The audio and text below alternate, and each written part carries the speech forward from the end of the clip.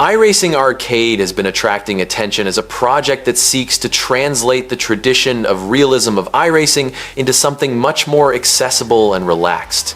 Just from what has been revealed so far, it is clear how different the proposal is from the classic heavy simulation. Here the idea is to mix licensed tracks and cars with a touch of fast gameplay, fun physics, and stylized art, making the atmosphere much lighter and more inviting, without giving up a certain authenticity of the races. Right off the bat, the development context surprises with the collaboration between iRacing Studios and Original Fire Games, the same guys behind Circuit Superstars. There's a whole vibe of uniting experience with simulation and know-how in producing arcade games with personality. From the developers' posture and presentations and interviews, you can feel that they really want to deliver something with soul without it being just another money-grabbing spin-off. They talk a lot about momentum of instant fun and creating an open experience for those who enjoy racing but are looking for something less demanding and more social. The career mode was one of the highlights of what has been shown so far. It promises a progression experience, mixing management elements, almost like a cross between Mario Kart and SimCity, where in addition to competing, you build your own dynasty in motorsport, leading the team and customizing absolutely everything from the cars to the team's base. This gives the impression of a game that goes beyond quick races, offering objectives and rewards that seem very motivating. The technical part also shows maturity. The game is being designed to run smoothly on various platforms, starting with PC and going to consoles in 2026, with support for online, multiplayer, and even split screen, an interesting differential for those who enjoy playing with friends on the couch. Even so, some features inherited from the original, such as robust AI, pit stop strategies, and damage management, have been maintained, which suggests a respect for the more demanding public without alienating those who just want to have fun casually. The game already arrives with good names of cars and tracks, including licenses, and the promise to expand even more with DLCs and weekly events. It has that taste that each season can bring something new, keeping the community active and renewing interest month by month. My impression, based on everything that has appeared so far, is that iRacing Arcade can be a perfect gateway for those who have always admired the traditional sim, but were frightened by the learning curve and seriousness. It seems to find a rare point, to entertain without despising the player's intelligence, to allow deep customization without unnecessary complexity, and to deliver exciting races without losing the roots of digital motorsport. I think that if it continues on this path, it can become a reference for how to bring together two worlds that, for a long time, were practically opposite within racing games. The gameplay of iRacing Arcade left me genuinely surprised in a positive way right off the bat. Even just being able to test the demo and follow what has been officially released, you can clearly feel that the proposal is very different from the traditional simulator. Here they sought that perfect middle ground. Accessible, easy to pick up and play, but still with a real taste of the track for those who enjoy motorsport. For those who have already played Circuit Superstars, you can see that there is this charming visual influence mixed with licensed cars and real circuits, which already provokes a familiar and captivating feeling right from the start. The fact that the demo limited the content to the Porsche 911 GT3 Cup on the Tsukuba circuit even helped to analyze the heart of the game well: the drivability.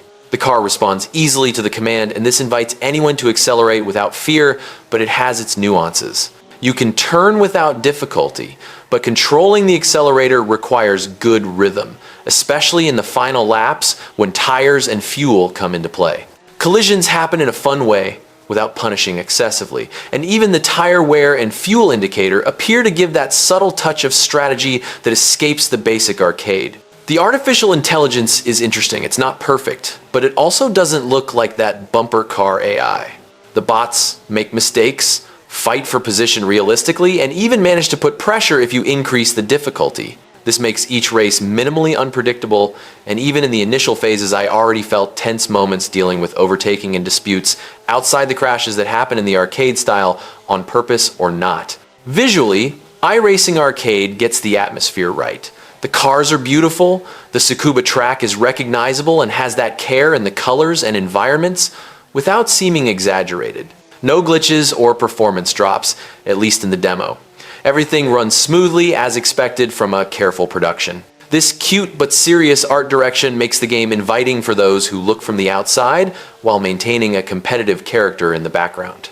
The sound also surprises, with a pleasant roar for the car and well-placed effects. This, added to the easy control, makes the experience addictive, especially as you try to improve lap times or beat the more aggressive opponents. You want to play just one more race, which is always a sign that they hit the gameplay loop right.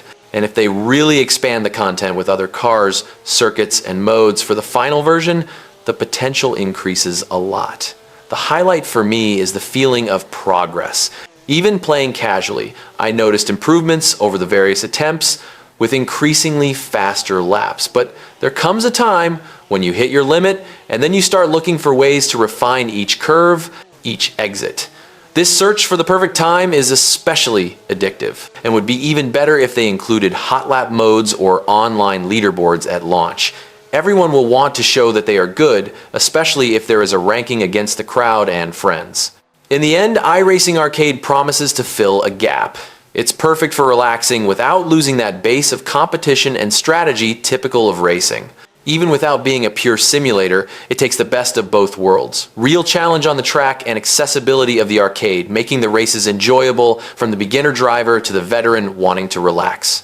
If the final game follows everything that the demo delivered, it has everything to become a reference among the arcade racing titles at the end of this generation. The graphics of iRacing Arcade caught my attention right away, mainly because of the way they managed to balance simplicity and charm without seeming childish or generic. The visual is colorful, vibrant, and has its own identity that reminds a little of Circuit Superstars, but with a more refined and professional touch. The cars are modeled carefully, with details that give life to the Porsche 911 GT3 Cup, and you can see that the team invested in textures and lighting to make everything more attractive, even though it is an arcade-style game. The Tsukuba track, which is the only circuit available in the demo, also impresses. It is easily recognizable for those who have seen the circuit in real life, but with a more clean and inviting aesthetic. The elements around, such as trees, signs, and even spectators, are animated in a subtle way, giving that feeling of a living track, without exaggerations. The environment is not ultra-realistic, but it has personality and enough details to keep the eye attentive during the races. What conquered me the most was the use of colors. Everything is well saturated, but without seeming artificial or garish. The tones of the tracks, the sky, and the cars stand out in a harmonious way, creating a pleasant and even relaxing atmosphere. This makes the game visually attractive, both for those who play casually and for those who seek a little more immersion. The contrast between the car and the scenery is always good, making it easier to read the track even in moments of high speed. The lighting also deserves to be highlighted. The reflections on the car, the shine of the wheels, and even the shadow effect of the trees give a touch of realism that does not compromise the cartoonish style. The sun, for example, does not dazzle the screen, but creates subtle reflections that make the scene more dynamic. The light transitions during the race are smooth, without abrupt drops in brightness or strange shadows, which helps to keep the focus on the track and opponents. The visual effects of collision and skidding are also well done. They are not exaggerated, but they give clear visual feedback when there is a contact or a track exit. The smoke from the tires, the wear of the car, and even the fuel indicator appear discreetly without polluting the screen. The HUD is minimalist, with fonts and icons that match the overall visual of the game without seeming out of place or polluted. Another positive point is the fluidity. Even running on modest settings, the game does not present crashes or frame drops. Everything runs smoothly, which is essential for a racing title, especially in moments of high speed or fierce disputes. The animation of the cars, people, and elements of the scenery is smooth, reinforcing the feeling of a well-polished game designed to run on different hardware. In general, the graphics of iRacing Arcade manage to transmit fun and competition at the same time. They do not seek to be ultra-realistic, but they have personality, color, and enough details to capture attention and create a pleasant visual experience. If the final game maintains this standard and expands the content with more cars and tracks, the visual can become one of the great differentials of the title especially for those who enjoy an arcade with the face of a real race. The performance of iRacing Arcade in the demo gave me a lot of confidence in that way that you play a few races and forget that it is a test version. I didn't see a sharp drop in frame rate or hiccups in moments with a lot of cars on the screen, which is fundamental for a racing game that depends on quick response. The feeling is of a well-rounded experience, with everything loading quickly and without crashes that break the rhythm of the races. The most interesting thing is how the game manages to be light, even delivering a very pleasant visual. The demo has almost more than 2 gigabytes and still gives an impression of a polished product, without that face of a heavy and poorly optimized project. This helps a lot to run on more modest PCs, something that several players comment on positively, saying that they manage to play smoothly without having to mess too much with the settings. On the track, the control of the car is another point where the performance stands out. The response to the commands is immediate, without that feeling of input lag that sometimes appears in games that are not so well optimized. The car turns quickly, brakes on time, reacts correctly to what you do on the steering wheel or on the control, which makes everything very natural and addictive, especially when you start hunting tenths of a second in the laps. Another detail that I liked is that even with 12 cars on the track, the demo remains stable. Start, door-to-door dispute, crash, AI fighting each other, none of this dropped the performance in a perceptible way. This shows that the technical part seems well planned for the typical chaos of arcade racing, with touches and confusion, without compromising the fluidity of the experience. The aggressive AI and the higher difficulty levels also end up becoming indirect stress tests of the performance, because there is a lot happening at the same time. And still, from the hands-on videos and reports, the game remains consistent. The general impression of the crowd is of positive surprise, precisely because it is a new project of the studio and already arrives so stable at this stage. On the technical side, it helps a lot that it is a game with a cleaner and more stylized graphic style, which gives room to focus on stability before filling with heavy effects. This does not mean lack of care, but rather an intelligent choice. Prioritize high and constant FPS, something that any racing fan appreciates. For those who come from the iRacing simulator, which demands more from the machine, the arcade seems like a breath of fresh air in terms of practicality. In the end, the feeling is that iRacing Arcade, at least in the demo, has the performance base very well underway. It's that type of game where you sit, play, and simply don't think about optimization, because everything works as it should.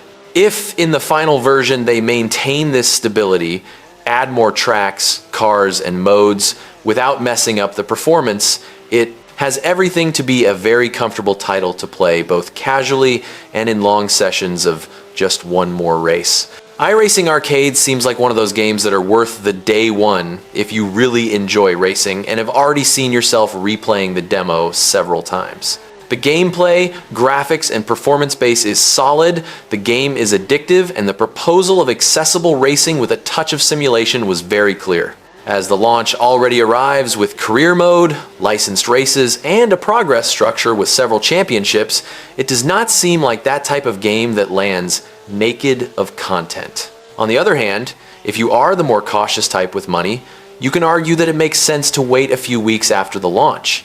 There are still no complete reviews nor the final vision of how microtransactions, post-launch support, and progression balance will be. Waiting for initial promotions or community feedback can give you a better idea if the total content justifies the full price, especially if you already have other racing games running in your rotation. In the general reading, the feeling that remains is, for those who really liked the demo, it is worth considering buying at launch. The package seems cohesive, with easy-to-learn but rewarding physics, fun AI, and that just one more race loop that holds for hours. The community that tested it came out very excited, with many comments saying that they were positively surprised and are already counting the days for December 2nd. iRacing Arcade is perfect for those who love motorsport, but do not have patience for all the complexity and rigidity of a simulator like the traditional iRacing. It was designed exactly as a gateway for new drivers, including a younger audience, with cute art, accessible physics, and fast and direct races. If you like Circuit Superstars, Horizon Chase, Grid Legends on the lighter side, this game fits like a glove. It is also highly recommended for those who want something to play easily with control, on the couch, without spending an hour adjusting car setup. The full support for control and the more arcade feel make the game ideal for short sessions, more casual, local, or online multiplayer. And for those who enjoy heavy sim racing, it works well as a rest game when you want to race without stressing about license, rating, and severe punishment. It is not the ideal game for those who want an ultra-deep simulator with advanced telemetry, hardcore cockpit, and total focus on realism. These players will probably miss more immersive cameras, fine adjustments, and that level of seriousness of the main iRacing. For this profile, iRacing Arcade works better as a light spin-off than as a main racing game. Summarizing in a very personal view, if you had real fun with the demo, felt that you could stay grinding lap times, and can't wait for more tracks, cars, and modes, buying at launch makes a lot of sense.